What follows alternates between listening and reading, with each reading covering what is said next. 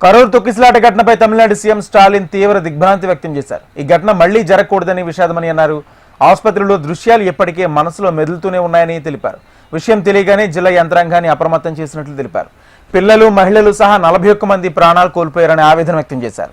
బాధిత కుటుంబానికి 10 లక్షల రూపాయల పరిహారం ప్రకటించి పంపిణీ చేశామన్నారు. గాయపడిన వారికి ప్రభుత్వం ఉచితంగా వైద్యం అందిస్తుందని తెలిపారు. ఘటనపై జస్టిస్ అరుణ జగదీశన్తో నేతృత్వంలో విచారణ కమిషన్ ఏర్పాటు చేశామని వెల్లడించారు. కమిషన్ నివేదిక ఆధారంగా ప్రభుత్వం తదుపరి చర్యలు తీసుకుంటుందని సీఎం స్టాలిన్ హామీ ఇచ్చారు.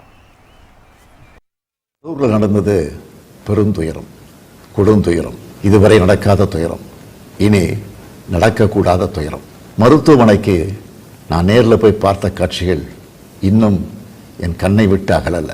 கனத்த மனநிலையிலையும் துயரத்திலும் தான் இன்னும் இருக்கேன். செய்தி கிடைச்சதும் மாவட்ட நிர்வாகத்தை முடுக்கிவிட்டு எல்லா உத்தரவுகளையும் பிறப்பித்த பின்னாலும் என்னால் வீட்டில் இருக்க முடியல.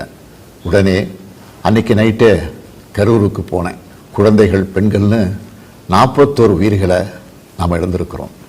இறந்து போனவங்க குடும்பத்துக்கு தலா 10 லட்சம் ரூபாய் அறிவித்து அதை உடனடியாக வழங்கிட்டு இருக்கோம்.